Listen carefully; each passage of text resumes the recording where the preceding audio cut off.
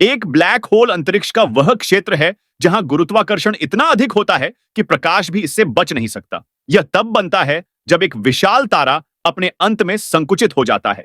Black hole की सीमा को event horizon कहा जाता है और इसके पार जाने वाली कोई भी वस्तु वापस नहीं आ सकती। ब्लैक होल का केंद्र अत्यधिक सघनता का बिंदु होता है, जिसे सिंगुलैरिटी कहते हैं। काले छिद्र या ब्लैक होल ब्रह्मांड के सबसे रहस्यमयी और रोमांचक घटनाओं में से एक हैं। वे अदृश्य होते हैं क्योंकि उनमें से कोई भी प्रकाश बाहर नहीं आ सकता है।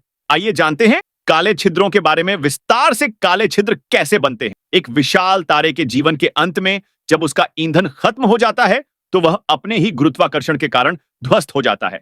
इस प्रक्रिया को सुपरनोवा विस्फोट कहते हैं। इस विस्फोट के बाद बचा हुआ पदार्थ एक बिंदु पर संकुचित हो जाता है, जिसे सिंगुलैरिटी कहते हैं।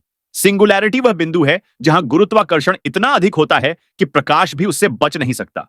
काले छिद्र का सबसे रोचक हिस्सा होता है उसका इवेंट होराइजन। वह सीमा होती है जिसके पार कुछ भी नहीं लौट सकता। इसे आमतौर पर पॉइंट ऑफ नो रिटर्न कहा जाता है। जैसे ही कोई वस्तु घटना क्षितिज को पार करती है, वह काले छिद्र की ओर खींचती चली जाती है। काले छिद्र 3 प्रकार के होते हैं: stellar black holes, intermediate black holes और supermassive black holes. Stellar black holes एक बड़े तारे के पतन के बाद बनते हैं, जबकि इंटरमीडिएट ब्लैक होल्स का निर्माण विभिन्न प्रक्रियाओं से होता है। सुपरमैसिव ब्लैक होल्स ब्रह्मांड के केंद्र में पाए जाते हैं और उनका द्रव्यमान करोड़ों या अरबों सौर द्रव्यमान के बराबर होता है।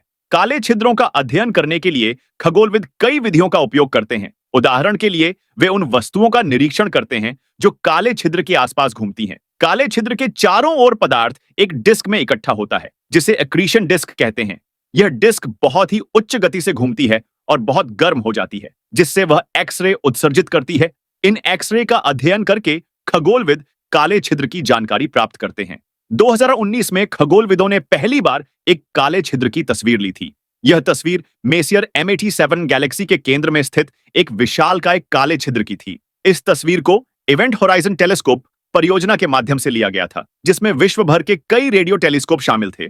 काले छिद्रों के बारे में एक और रोमांचक विचार है कि वे समय यात्रा का साधन हो सकते हैं। कुछ वैज्ञानिक मानते हैं कि काले छिद्र के माध्यम से वर्महोल का निर्माण हो सकता है, जो ब्रह्मांड के 2 दूरस्थ स्थानों को जोड़ सकता है। हालांकि यह केवल सैद्धांतिक विचार है और इसे अभी तक सिद्ध नहीं किया गया है। स्टीफन हॉकिंग, जो कि प्रसिद्ध भौतिक विज्ञानी थे, उन्होंने काले छिद्रों पर महत्वपूर्ण शोध किया था। हॉकिंग ने सिद्ध किया कि काले छिद्र एक प्रकार की विकिरण उत्सर्जित कर सकते हैं, जिसे हॉकिंग विकिरण कहते हैं। इस विकिरण के कारण काले छिद्र धीरे धीरे ऊर्जा खोते हैं और वाष्पित हो सकते हैं। काले छिद्रों के अध्ययन से हमें न केवल ब्रह्मांड की गहरी समझ मिलती है, बल्कि यह हमें अंतरिक्ष, समय और गुरुत्वाकर्षण के मूलभूत सिद्धांतों के बारे में भी महत्वपूर्ण जानकारी प्रदान करता है। जैसे जैसे हमारी तकनीक उन्नत होती जा रही है, हम काले छिद्रों के रहस्यों को और गहराई से समझने में सक्षम हो रहे हैं।